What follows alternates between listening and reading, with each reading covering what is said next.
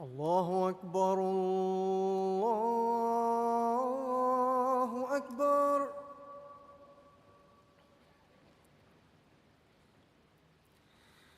الله أكبر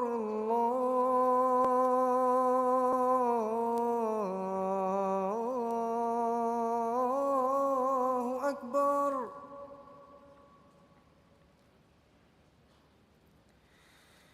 أشهد أن لا إله إلا الله.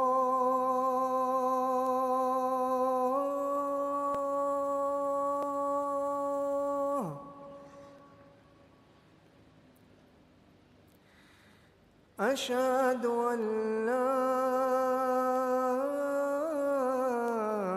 إله إلا الله.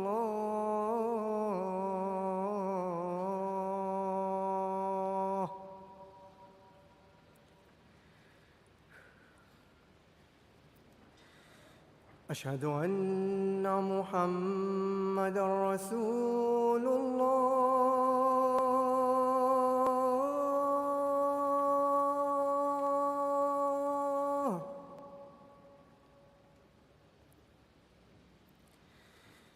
أشهد أن محمدًا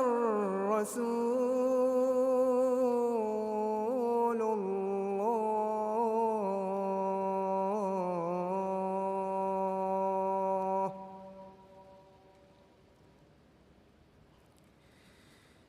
حي على الصلاة.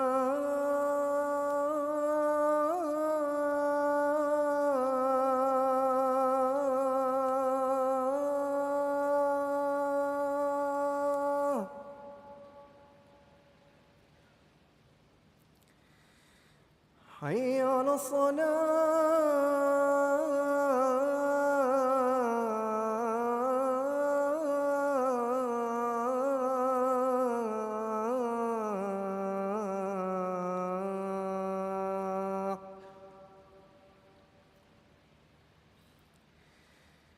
حي على الفلاح.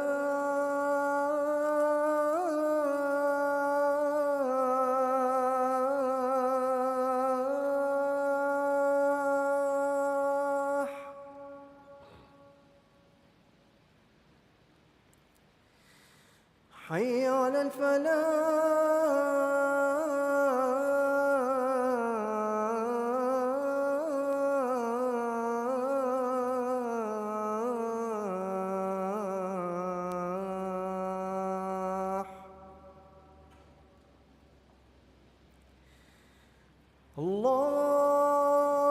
الله أكبر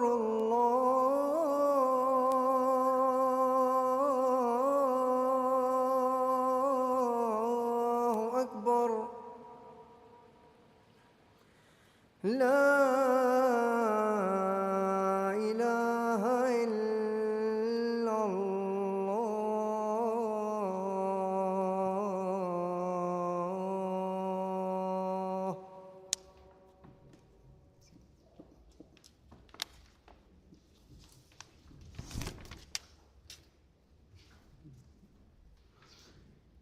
السلام عليكم ورحمة الله. أشهد أن لا إله إلا الله وحده لا شريك له وأشهد أن محمدًا عبده ورسوله. أما بعد فأعوذ بالله من الشيطان الرجيم. بسم الله الرحمن الرحيم. الحمد لله رب العالمين الرحمن الرحيم مالك يوم الدين. إياك نعبد وإياك نستعين. اهدنا الصراط المستقيم صراط الذين أنعمت عليهم غير المغضوب عليهم ولا الضالين.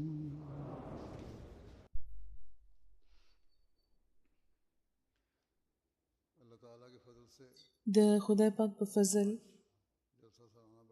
نن نه د انګلستان جلسه سالانه شروع کېږي لګیا ده. د ملک د هر ګوټ نه او د دنیا د مختلفو ملکونو نه ملمانه دغه جلسې کې شاملېدو لپاره را روان دي یا راغلي دي. دا ټول خلک د حضرت مسیح موعود علیه السلام ملمانه دي چې خاص د دین د مقصد لپاره دلته راغلي دي، را روان دي. نو د دغو ملمنو ملمستیا یو خاص اعزاز لري. د خدای پاک په فضل د دنیا په هر ملک کې چرته چې هم جلسه سالانه کیږي، د هغه زی ماشومان، زلمی، سړي، ښځې ټول د دغه خبرې ادراک لري چې موږ به د جلسې د ملمنو خدمت کوو او دې لپاره ټول ځان د رضاکارانو په تور وړاندې کوي. دې نه په پرته نظر چې اوس د دنیا والو ترجیحات بدل شوي دي، د جماعت مخلصان ځان د حضرت مسیح موعود علیه السلام د ملمنو د خدمت لپاره وړاندې کوي. او لکه څنګه چې ما ووی چې ماشومانو نه واخله تر بوډاګانو پورې او په مختلفو دنیاوي کارونو کې مصروفه خلک په دغو ورځو کې د خپلو کارونو نه چوټي واخلي او ځان د خدمت لپاره وړاندې کوي. دا هغه خلک دي چې د دغه خبرې ادراک لري چې خدای پاک د ملمنو د خدمت او د عزت او د تکریم حکم ورکړی دی. رسول کریم صلی الله علیه و آله وسلم په خپل عمل او په خپل قول د دغه خبرې تلقین فرمایلی دی. حضرت مسیح موعود علیه السلام هم دې طرف ته بار بار پام ګرځولی دی. خدای پاک فرمایي چې مسافرانو له دغوی حق ورکوي. همدغه شان د حضرت ابراهیم علیه السلام مثال په قرآن کې لیکلی شوی دی چې کله مېلمانه هغوی له راغله نو هغوی ترې دا تپوس نه کړی چې روټۍ به خورئ یا نه، بلکې په فوري طور یو کټۍ ورلپاره حلال کړی و او سور کړی ورته د مېلمنو مخې ته ایښی و. همدغه شان په یو حدیث کې راځي چې رسول کریم صلی الله علیه و آله وسلم فرمایلی وو چې څوک چې په خدای او په آخرت باندې ایمان لري نو هغوی د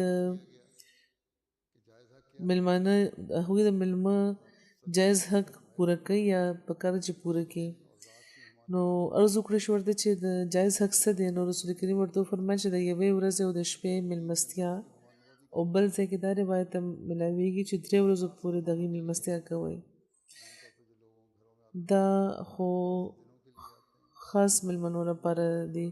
په عام طور چې کوم کورونو ته مېلمانه راځي ځینو څو ورځو نه، نو عمومي طور باندې چې څوک راشي نو د هغې مېلمستیا کول پکار د مسلمانانو ته دغه حکم دی.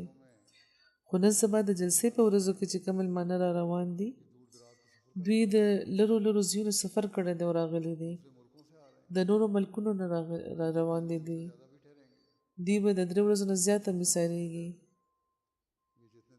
د جماعت د انتظام د لاندې چې دوی څومره ورځې ایثار وي 3 نه 4 هفتو یا 2 نه 3 هفتو پورې،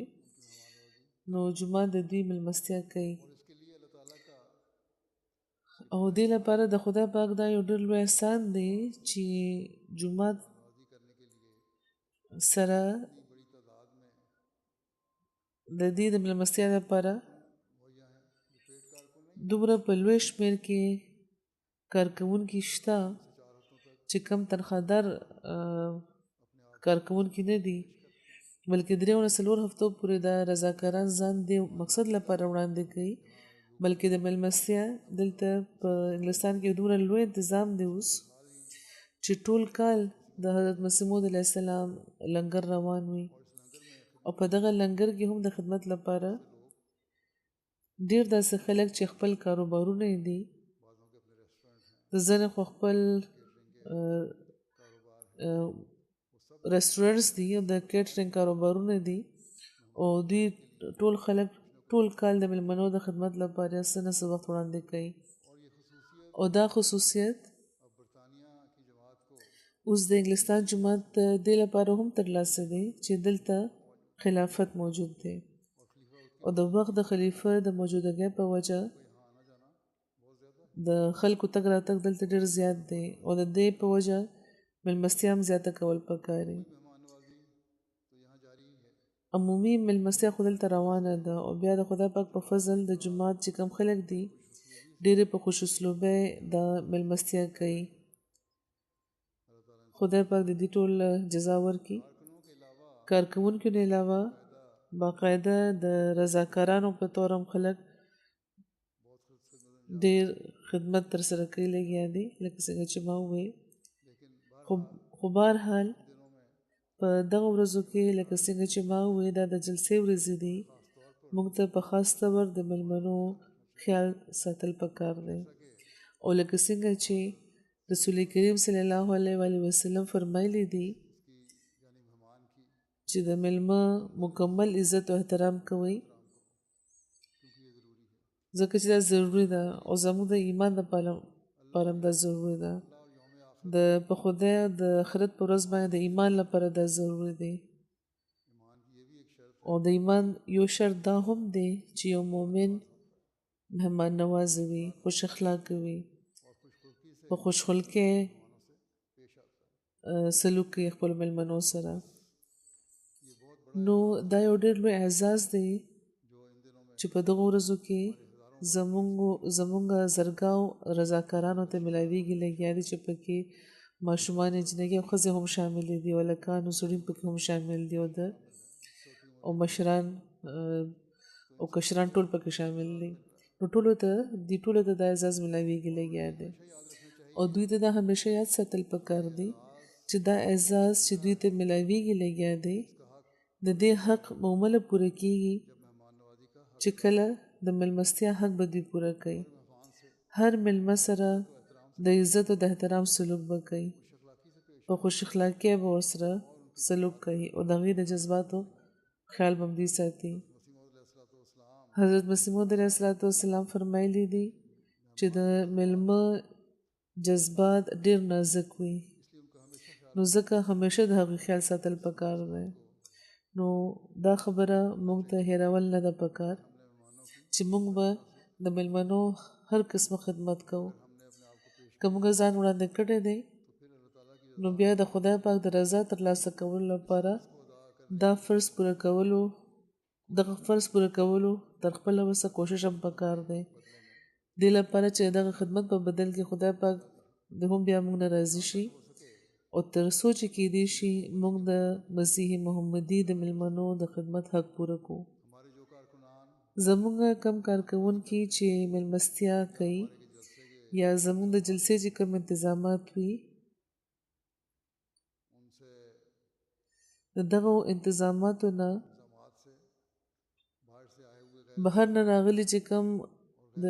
غیر از جماعت خلک یو غیر مسلمه مېلمانه هم ډېر متاثره کیږي هغوی چې دا ګوري نو حیران شي چې د دومره زرګاو خلکو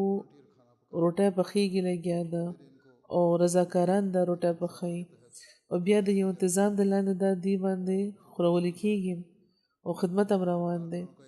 نو د کارکوونکو یو پوره نظام دی چې دلته روان دی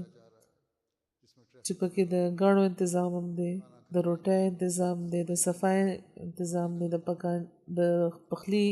نظام دی د اوبو د سپلای نظام دی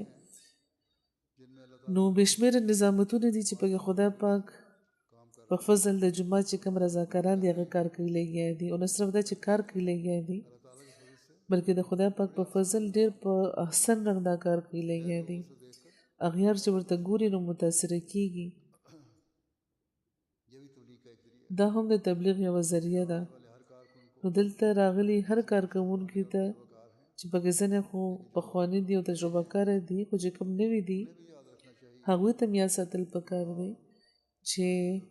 تاسو د حضرت مسیح موعود علیه السلام د مېلمنو د خدمت لپاره دلته راغلي یئ. نو بیا د دې د حق پوره کولو ښه پوره کوشش وکړئ او د مېلمه چې کم حق دی هغه پوره کړئ. دا ستاسو د ایمان لپاره ضروري خبره ده. حضرت مسیح موعود علیه السلام د مېلمنو تر کومه حده خدمت کولو یا د هغې خیال د ساتلو د هغوی څه انتظام به هغوی کولو یو روایت کې راځي چې حضرت مسیح موعود علیه السلام به د مېلمنو د خاطر او تواضع ډېر خیال به ساتلو. حافظ حامد علي صاحب د لنګر د مېلمنو د خیال ساتلو لپاره مقرر کړی شوی وو. نو حضرت مسیح موعود علیه السلام د هغوی پام به ګرځولو چې د مېلمنو خاص خیال ساته او په عامو ورځو کې د مېلمنو د حیثیت مطابق د هغې خدمت کوئ. د خدای پاک په فضل په عامو ورځو کې د جومات چې کوم مېلمانه راځي نو تر څو چې کیدای شي نو جومات د خپلو وسایلو کې دننه د هغې خدمت کوي خو د جلسې په ورځو کې هغه شان خیال نشي ساتلی کېدی. یوه عمومي مېلمستیا وي دلته نو ځکه هم په دې کې ډېر زیات د احتیاط او د خیال ساتلو ضرورت دی. یو صحابي وایي چې غالبا د کال 1902 خبره ده چې کله زه ایمن آباد نه قادیان ته را روان وم نو د قادیان د سفر په انتظار کې ناست وم د لاهور په سټیشن. نو هلته یو ملګری راته میلاو شو. خیر موږ دواړو د قادیان سفر شروع کړو. په لاره کې ډېر باران کېدو. بټالۍ ته چې ورسېدو نو باران ښه تیز و. بهرحال موږ هلته کوز شو پر ټانګه یکه موږ په کرایه واخیسته قادیان لپاره روان شو. قادیان ته چې جوخت ورسېدو نو هغه شاید چې باران ودرېدو. بهرحال هغې چې موږ دارالمان ته چې ورسېدو نو زموږ هلته په رسېدو موږ دواړو ته د حضرت مسیح موعود علیه السلام په حکم هغه کمرې کې ځای راکړی شو چې په هغه ورځو کې چې د کومې ورځې دې دا واقع بیانوي. هلته یو د کتابونو دوکان و. نو چې بهرحال سهار د ناشتې په وخت زموږ ډېره ښه ناشته موږ له راکړې شوې وه. روټۍ هم ډېره پرتکلفه وه او حضرت مسیح موعود علیه السلام به بار بار د شاه صاحب نه دا تپوس کولو چې کوم دا بل مېلمه و دوی سره چې که تکلیف درته نو راته ووایي څه تکلیف خو درته نشته. او ډېرو مېلمنو نه به هغوی همدغه شان تپوس کولو. نو د مېلمنو به هغوی ډېر زیات او انتهایي درجې احترام کولو. همدغه شان د بحیرې منظور احمد صاحب لیکي چې زموږ والد بزرګوار بہت ډېر پخواني احمدي دي او په کال 1894 کې هغوی د خپل د مور سره په لومړي ځل حضرت خلیفة المسیح اول سره ملاوېدو لپاره قادیان ته راغلي وو او بیا خپل مور سره هغوی هم بیعت کړی وو. خلیفة المسیح اول دي وایي چې زما د نیکه نه به هغوی په وړوکوالي کې سبق ویلو او زما د نیکه چې کومه درېیمه ښځه وه هغه ته حضرت خلیفة المسیح اول خور ویلی وو. نو ما خپل د پلار نه تپوس کړی و چې د هغې څه واقع یاد ده د هغې زمانې چې کله به تاسو تلئ راتلئ. نو هغې راته وویل چې موږ 8 کسان وو او یو ورځ موږ حضور سره د غرمې روټۍ خوړو لپاره په مسجد مبارک کې وو. هغه چې کوم دا په وړومبي حالت کې وو. وایي وړوکي شان هغه وخت دا جومات و د ناستې لپاره ډېر زیات ځای نه و او مېلمانه به هملته کېنول هغوی او یو صف کې به 8 یا 10 کسان به ودرېده او په خپله حضرت خلیفة المسیح اول هم په دغه مجلس کې شامل و. نو چې 2 قسمه سالن و د کور نه پخ کړی راغلی و او په دواړو کې غوښه وه او حضرت مسیح موعود علیه السلام د خپل سالن نه به کله کله د غوښه راوچته کړه د خپل پلیټ نه او د نورو سالن کې به کېښوده خپل پلیټ کې به چې کله د غوښه راغله نو د نورو په سالن کې به هغې هغه کېښوده او خلیفة المسیح اول باره کې هم هغوی وایي چې هغوی به همدغه شان به هغوی کول چې څنګه چې مسیح اسلام کول د مېلمنو د خاطر او ځینې وخت به د مېلمنو د څیز خواهش وکړو یو ځل یو مېلمه و چې هغه خواهش وکړو چې د امونه خوړو ته مې زړه کېږي د روټۍ دوران هغه ووایي نو مسیح اسلام وفرمیل چې روټۍ سره د ام خوړو خیال ډېر ښه دی ستا زړه ته چې راغلی دی نو یو بل چا هلته چې ناست وو مېلمنو کې یا د هغه ځای د مقامي خلکو کې چا ووایي چې زه به ورشم بازار ته امونه به راوړم نو حضور وفرمیل چې نه کښېنه او څه وخت پس ته یو پارسل راغلو او چا امونه را لېږلي وو او اته امونه وو هغه کسان هم اته ناست وو او چې کوم پارسل راغلی وو نو هغې کې امونه هم اته وو نو حضور یو ام هر یو تن له ورکړو او خپل چې کوم خپلې برخې ته چې کوم هم راغلی وو هغه هم هغوی پرې کړو خلکو ته وړاندې کړو او مېلمستیا یې داسې د خلکو کوله همدغه شان حضرت بدرالدین صاحب د ملیر کوټلې وو هغوی وایي چې یو ورځ عاجز د خپل والد صاحب سره د هاسټل والا چې کوم کوی و د هغې نه ما اوبه راوباسلې د شپې 9 بجې وې او ماخوستن لمونځ هم شوی و نو حضور په خپل لاس کې یو جام چې پکې پی و ډبل لوټی و هغه راوچته کړی و کوی ته راغله او زما والد صاحب ته یې وفرمیل چې باباجي څوک مېلمه وږی دی نو په دې والد صاحب ورته ووایي چې حضور میاں نجم الدین صاحب خو ټوله نه تپوس وکړو ټولو روټۍ خوړلې ده نو بیا حضور وفرمیل چې ښه ده بیا ما سره راځه او بیا موږ دواړه حضور سره شو پلار زوی او چې کله مهمانخانې ته لاړو مېلمنو نه هم تپوس وکړو نو هېڅوک هم داسې میلاو نه شو چې روټۍ نه وه خوړلې ټولو خوړلې وه بیا هلته یو دوکان و د شیر محمد هغه وخت کلاو و هلته چې ورسېدو نو هلته یو تن و چې هغه وایي چې حضور چې زه خو پی او ډبل لوټۍ خوړل غواړم نو په دې حضور هغه پیاله هغه له ورکړه یعنې خدای پاک د حضرت مسیح موعود علیه السلام په لاس هغه خوراک په هغه کول و د هغه ضرورت هم و د حضور په زړه کې خدای پاک دا واچول چې ورشه مېلمنو ته ما د خوراک وکړه بیا دغه مېلمه خدمت لپاره هغوی راغلل نو دغه قسمه ډېر واقعات دي چې د هغوی په ژوند کې ملاویږي په عامو حالاتو کې به هم هغوی مېلمستیا فرمایله نو دا ځکه چې د مېلمه د تکریم د عزت او د احترام ذکر دی چې په څوک چې وږي وي هغې باندې خوراک کولو ذکر دی حاجتمند باندې خورولو ذکر دی دا د خدای پاک حکم دی همدغه شان حضرت ډاکټر حشمت الله صاحب خپله یوه واقع بیانوي چې د جلسې په موقع یو شپه د جومات د سیکرټري د صدر انجمن په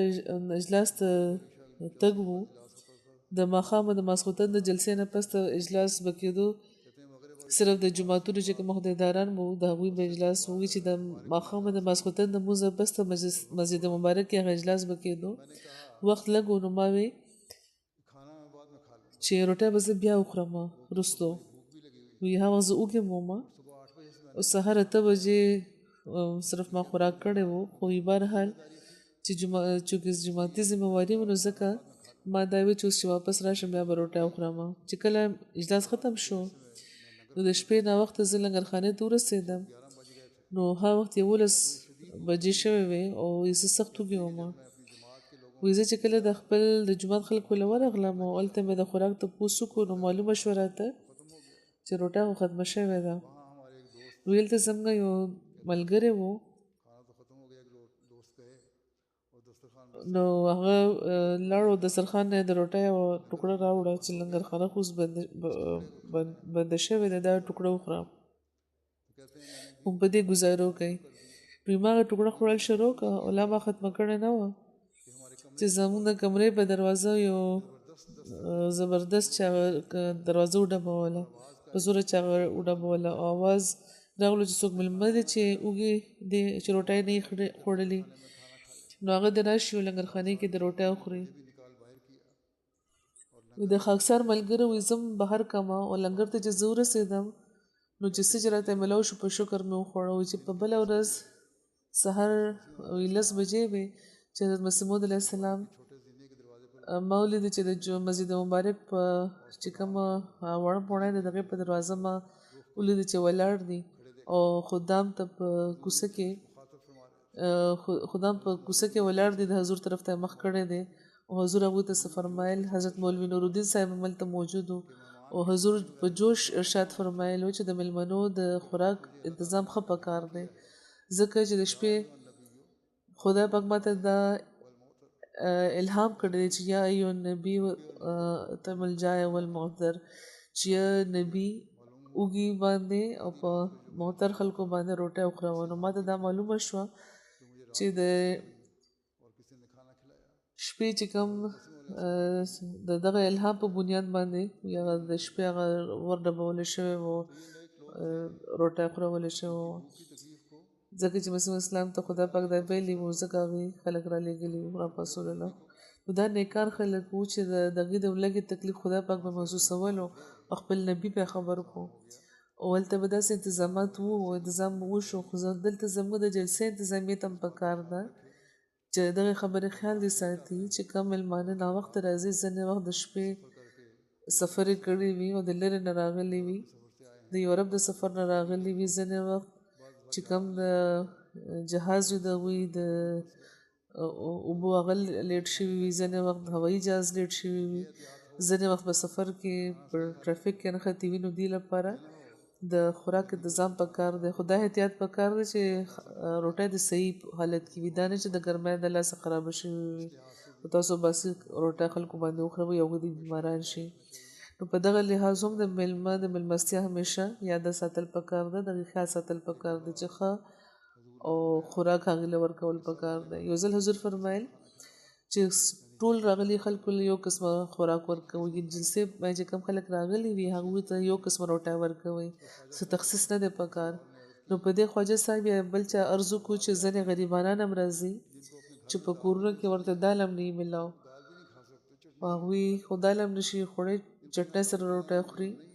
نو هغوی لکه دال ورکړی شي نو دا څه بده خبر نه د هغوی لپاره د سالن پخولو ضرورت نشته دال هم که ورباندې وخورولی شي نو خرج پکې نشته څه ضرورت نشته د هغې لپاره د غوښې سالن جوړ کړی شي نو حضور علیه السلام ورته وفرمیل چې که کور کې ورته دال هم نه میلاویږي خو چې کله هغوی نور خلک ګوري چې هغوی غوښه خوري یا پلاو خوري نو د هغوی زړه ته به هم دا خواهش پیدا کېږي او که ورته میلاو نه شو نو د هغې زړه به پرې مات شي نو دا د میلمه د زړه ماتولو خبره ده چې یو طرف ته خو یو میلمه تاسو کېنولی دی ورله غوښه ورباندې خوروئ او بل ته دا وایي چې دال خوره نو دا نشي کېدی نو هغوی فرمیل زما مریدان که غریبانان وي یا مالداره زما هغوی سره هم یو شان تعلق دی نو ځکه یو قسمه روټۍ پخوئ که غوښه پلاو وغیره دي نو ټولو له به ورکوئ او که دال ورکوئ نو ټولو له به ورکوئ خو که تاسو گنجایش نه لرئ او که دال خورول غواړئ په خلکو باندې نو بیا به ټولو له دال ورکړی کېږي دا نه چې ځنو له غوښه ورکوي او ځنو له دال نو دا د حضرت مسیح موعود علیه السلام طریقې وې د هغوی اسلوب و د هغوی د نصیحت انداز و او د هغوی د میلمستیا طریقې وې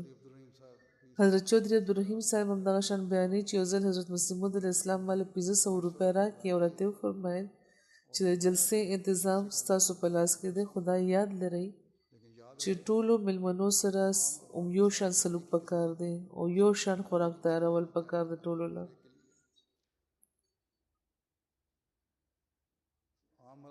په عامو حالاتو کې خو مختلف قسمه خوراکونه جوړ کړی شي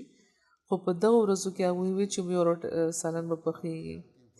یو شان خوراک به پخېږي زه نو ورته عرض وکړو چې د چا بل چا نامه واخیستی شوه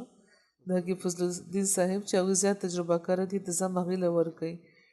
هغوی به زیات په ښه طریقه وکړي خو حضور څه جواب ورنه کړو چودھری عبدالرحیم صاحب ته یې وفرمیل چې تاسو دا انتظام وکړئ هغوی وایي چې په دغه دوران کې خواجه کمال الدین صاحب مال راغله او ما ته وویل چې ماله وریجې پخې کا ځکه چې حضور تاله د خوراک انتظام درکړی دی نو ما ورته وویل چې ماله خو حضور دا حکم هم راکړی دی چې یو شان خوراک به ټولو له ورکړي نو ځکه تاسو که وریجې خوړل غواړئ نو بیا تاسو اجازه راوړئ نو خواجه صاحب وویل چې د وریجو لپاره زه بس اوس اجازه غواړم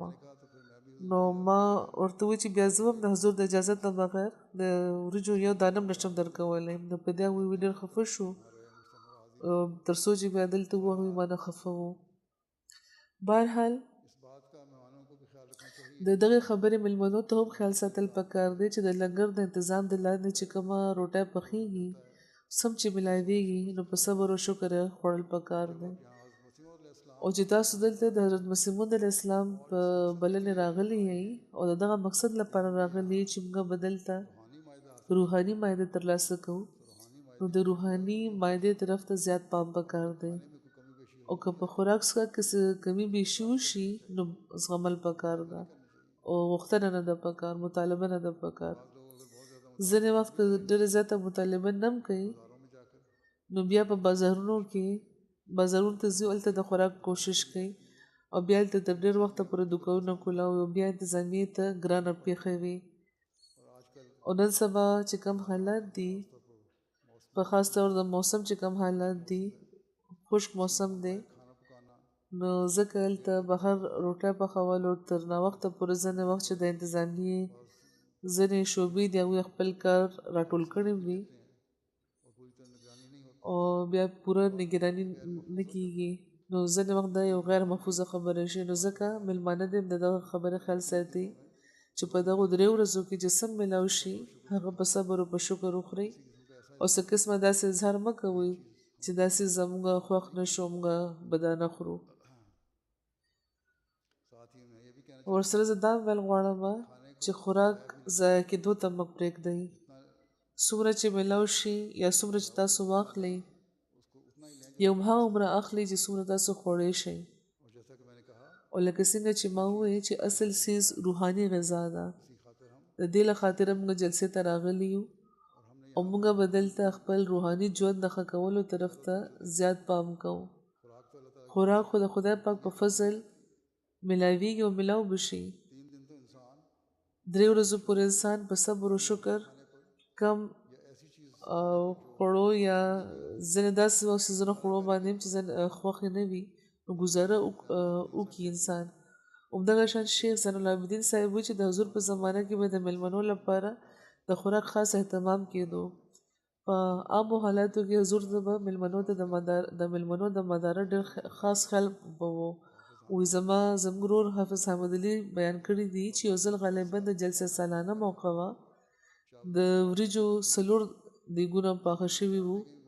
هغه زمانه کې 4 دیګونه هم ډېر زیات وو د 2 دیګونه د زردې وو 2 د پلاو او یو ورځ حضرت مسیح موعود علیه السلام سهار وختي لنګرخانې ته لاړه او باورچي ته وویل چې د دې نه د سر لږ لرې که زه وریجې کتل غواړم او چې هغې هغه سر ترې لرې کو نو حضور هغه خوشبو خوښه نه شوه لکه هغې کې څه خرابې پیدا شوې وه نو په دې حضور نور دیګونه مو کته ویې فرمیل چې د زردې چې کوم دا دواړه دیګونه دي دا ټیک نه دي دا لړه کوي دا د انسانانو د خوراک قابل نه دي او دا یې وفرمیل چې دا د دې خوشبو چې زما خوښه نه شوه او خوند یې راته بدل ښکاري او موږ یې داسې چې برداشت کول یې ګران دي نو دا د میلمنو بیا څنګه خوښېدی شي نو ځکه دا نشي کېدی چې کوم څیز زما خوښ نه شو هغه زه میلمنو باندې وخورم نو ځکه دا لړه کوي ضایع یې کوي څاروي به وخوري یا نور چې کوم ځناور وي خو دا احتیاط د حضرت مسیح موعود علیه السلام نو ځکه د روټۍ پخولو ډوټۍ باندې چې کوم کارکوونکي دي هغوی ته خاص احتیاط پکار دی کوي په دغه ورځو کې په خاص طور نن سبا چونکې د ګرمۍ موسم دی نو ځکه د خوراک انتظام داسې پکار دی چې خوراک د محفوظ هم وي او ډېر وخته پورې د پروت نه وي او په خاص طور باندې دال وغیره دي چې پکې اسنه چې خرابې پیدا شي او دا نه چې ډېر وخته پورې م ساتلي وي او بیا په مېلمنو باندې خوروئ د دې خبرې خیال ساتئ او مخکې د روټۍ ښه چک کوئ د خوراک څیزونه همدغه شان نورې شعبې دي هلته هم د هرې شعبې کارکوونکي ته کوشش پکار دی چې تر خپله وسه د مېلمه د آرام خیال دې ساتي د غسلخانو د صفایي شعبه ده که د ټرافیک شعبه ده که د پارکینګ شعبه ده یا د سکیورټي شعبه ده سکیورټي خو پکار ده خو د خلکو سره په احتیاط او په عزت او په احترام سلوک کوئ د سکیورټي والاو کار دا نه دی چې هغوی د غلط قسمه داسې رویه خپله کي چې مېلمه ته پې تکلیف وشي هغوی د دا وګڼي چې ما سره سخته خبره کېږي لګیا ده نو د دغو خبرو خاص خیال ساتل پکار دی او دلته د جلسهګاه دننه هم د خاموشۍ چې کومه خاموشۍ چې کوم انتظام دی نو هغې کې هم د ډسپلن لپاره د احتیاط نه کار اخلي د ښځو طرف ته هم په خاص طور همدغه شان حضور فرمایي چې مېلمنو ته به هم دا ویل غواړم چې دلته کوم راغونډ شوي دي چې موږ ته د دغې خبرې جایزه اخیستل پکار دی چې کله موږ د سفر مشکلات زغملي دي او دلته راغونډ شوي یو نو د دې یو مقصد دی بېشکه نن سبا د سفر تکلیفونه دومره نه دي چې کوم پخوا زمانې کې به وو خو سفر به هر حال سفر دی کم خلک چې دلته راغلي دي هغوی د خیال ساتل پکار دی چې هغوی د حضرت مسیح موعود علیه السلام د خواهشاتو احترام لپاره او د جلسې د مقصد پوره کولو لپاره دلته راغلي دي او د جلسې د دغو 3 ورځو کې چې شامل دي نو دا خبره دی د نظر وړاندې ساتي چې موږ به د جلسې پروګرامونه باقاعده اورو او دا 3 ورځې به خوا دېخوا په ناسته او په ګپ شپ کې نه تېرو یا خوا دېخوا په ګرځېدو به نه تېرو بلکې چې کله هم د جلسې پروګرام شروع شي نو موږ به په فوري طور د جلسې مارکې ته به دننه راځو یا چېرته هم چې ښځې او سړو د ماشومانو د ناستې انتظام شوی دی د زیاتو خلکو لپاره یا ځینې مخصوص ځایونو کې نو هلته به موږ کینو په احترام به جلسه اورو همدغه شان د ښځو لپاره د چې کوم ماشومان ورسره دي د هغې لپاره د ناستې لپاره بیل ځای جوړ کړی شوی دی نو ښځو ته پکار دی چې خپلو ماشومانو سره په خاموشۍ دی په ناسته جلسه واوري ماشومانو سره د کېناستو مطلب دا نه دی چې ښځه دې په یو بل سره په خبرو کې مصروفه شي تر خپله وسه کوشش کوي چې صرف د ماشوم د چپ کولو لپاره یا د هغې سمبالولو لپاره چې که خبرې ضرورت پیښ شي نو خبره به کوئ که ماشوم په ژړا شو نو د هغې چپ کولو لپاره چې څه طریقه خپلولي نو دا کوئ خو بهرحال چې کله د میندو خپلې خبرې شروع شي نو یو شور دی نه جوړېږي دا نه دی پکار ځکه چې دی نه باقي چې کوم خلک یا پریشانه کېږي چې کوم ناست وي او ډېر شکایتونه راځي چې ماشومان خو کم شور جوړوي لګیا دي خو دا ښځې چې یو بل سره خبرې کوي دا ښځې یو بل سره په خبرو شي بیا او موږ هغوی دا ګڼو چې موږ د ماشومانو په مرکې کې ناست یو نو موږ لپاره خبرې کول جایز دي حالانکې دا جایزه نه ده دا انتظام دې لپاره دی چې نور خلک چې ماشومان یې نشته هغوی سره هغوی د په ارام جلسه واوري په خپله د ماشومانو چې کوم میندې دي هغوی د په ارام ناستې واوري جلسه نو ځکه کوشش دا کوي چې خبرې تر خپله وسه کم نه کم کوئ همدغه شان د جلسې د پروګرام دوران خو بازارونه بند وي خو بیا هم په عام وخت کې چې کله بازارونه کولاو وي نو هلته هم د مېلمانه د نظم و ضبط خیال ساتي او احتیاط دې کوي او یو داسې خبره نه ده پکار چې هلته ترې ماحول خرابېدی شي په صبر او په حوصله د خپلو څیزونو د په بیه اخیستو انتظام پکار دی ځینې وخت رش جوړ شي دکان یو وي سټال یو وي هغې کې وخت ولګي نو په داسې حالت کې هم خلکو ته صبر او د حوصلې او د برداشت نه کار اخیستل پکار دی همهله به تاسو د جلسې مقصد پوره کولی شئ او حضرت مسیح موعود علیه السلام څنګه احمدیان غوښته دې باره کې هغوی فرمایي هغه خلک شئ چې تقوا خپلوي او نیکۍ کوي ځکه چې بغیر تقوا خدای پاک نه راضي کېږي نو تاسو چې دلته راغلي نو ستاسو اصل مقصد دا پکار دی چې موږ به دا مقصد ترلاسه کوو او تقوا به ترلاسه کوو او دې لپاره به په خاموشۍ په ناسته جلسه اورو سړي هم او ښځه هم او چې کله دا مقصد ترلاسه شي نو الله تاسو د خبرونو بیا فایده پورته کولی شي چې په جلسې کې کیږي او د کوم مقصد لپاره چې دا جلسه کیږي نو ځکه هر تن چې دلته راغلی دی یو بل سره د په مینه محبت ملاویږي سلام له د رواج ورکی په جلسې کې هر طرف ته د السلام علیکم ماحول پکار دی د جلسې د پروګرام ختمېدو نه پس چې کله یو بل سره ملاویږي نو په مینه او په محبت ملاویږي که څه پخواني خفګانونه شته نو هغه هم ختم کوي او تر خپله وسه دا کوشش کوي چې موږ به یو داسې کار نه کوو چې تنه په ماحول کې بدمزګي پیدا کیږي ځینې خلکو کې برداشت نه وي دا سم خلک شته دا نه چې 100% خلک په صبر لري او حوصله لري ځینې وخت په خلکو کې د برداشت ماده ډېره کمه وي خو هغوی ته پکار دا ده چې په دغو ورځو کې د تقوا نه کار اخلي او خپل د برداشت ماده زیاته کړي د خدای پاک د رضا د ترلاسه کولو کوشش وکړي او ذاتي چې کوم خفګانونه دي ختم کړي یا کم از کم ذاتي چې کوم رنجشونه دي دا د ماحول کې د بدمزګۍ ذریعه مه جوړوئ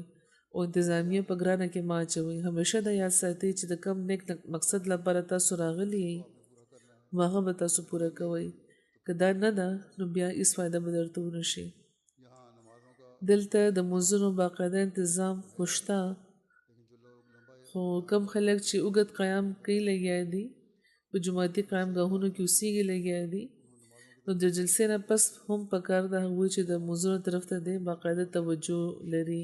او سره د جمع د مونځ کوشش دی کوي په دغه ورځو کې چې کم خلک دلته په ټینټونو کې اوسیږي لګیا دي یا په مارکو کې اوسیږي لګیا دي دوی ټولو ته پکار ده چې دلته په 3 ورځو کې تهجد هم کیږي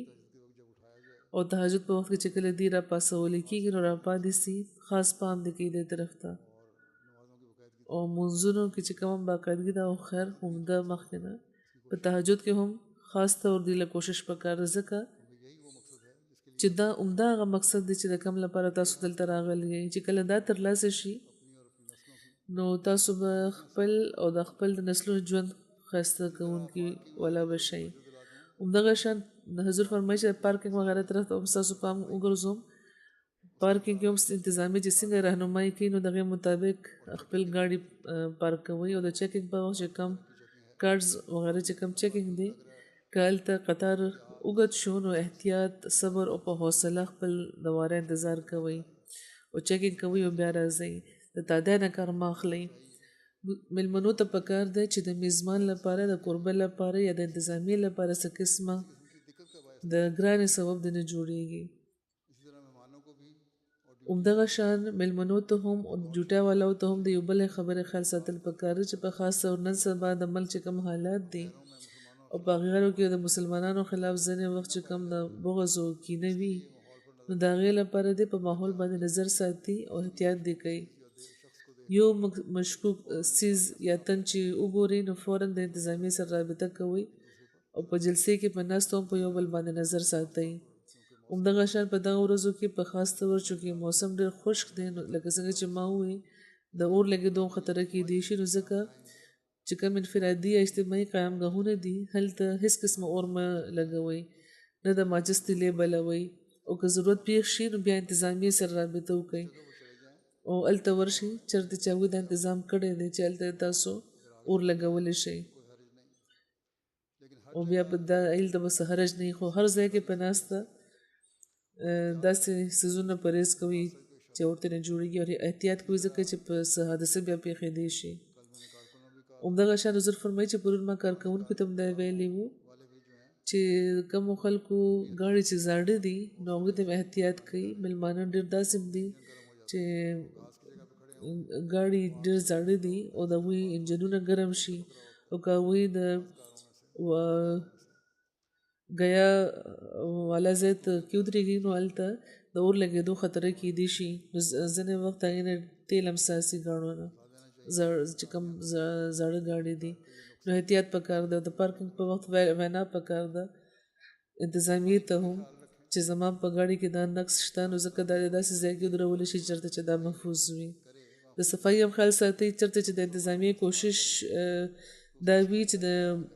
غسلخانو صفایي دې کوي نو پکار ده چې مېلمانه د پخپله هم چې کله غسلخانه استعمال کړي نو دغې صفایي دې وکړي. دا نه چې اوبه دې په فرش باندې بیږي یا ګند جوړ پروت وي. مېلمه ته دا کوشش پکار دی او د حدیث مطابق په صفایي خاص پام پکار دی ځکه چې د صفایي هم د ایمان یوه برخه ده او موږ چې دلته راغلي یو نو د ایمان زیاتولو لپاره راغلي یو نو ځکه چې کم د صفایي اړخ دی هغه نه د نظر اندازه کول پکار. هر تن د پکار چې ځان دی کارکوونکي وګڼي په دغه ورځو کې او د صفایي طرف ته خاص پام پکار دی چې ماحول دې بیا صفا پاتې شي. د خپل د ایمان د معیارونو د اوچتولو طرف ته پام کوئ او په دغه ورځو کې د خدای پاک ذکر باندې زیات زور کوئ. فارغ وخت کې چې ناستئ چېرته درود وایئ دعاګانو د استغفار طرف ته پام کوئ. د فضولو خبرو په ځای د خدای پاک ذکر کوئ په خپل خبرو کې هم همدغه شان په دغه ورځو کې ځینې نمایشونه هم لګېدلي دي د هغې کتو لپاره هم تګ پکار دی. په شوق او په غوره ګورئ دا تاسو لپاره به فایده مند وي په علمي لحاظ هم او په دیني لحاظ هم او که دا وي نو انشاءالله بیا تاسو جلسې نه ښه پوره فایده پورته کوونکي یئ. خدای پاک دې وکړي چې تاسو ټول په دغه جلسې کې په هر لحاظ دیني او په روحاني لحاظ فایده پورته کوونکي یئ او په علمي لحاظ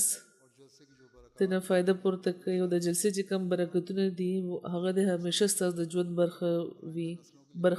برخه شي او د آینده نسلونو لپاره هم د ژوند برخه شي او د مسیح اسلام د بعثت چې کم مقصد دی هغه پوره کوونکي دي هم تاسو یئ. انشاءالله حضور فرمایي ماښام د جلسې باقاعده افتتاح کیږي او هغه هم دغه تقریر هم باقي چې کوم د تقریرونه دي هغه هم په غور واورئ ورباندې عمل کوشش هم وکړئ. خدای پاک د تاسو ټول دې توفیق ورکړي.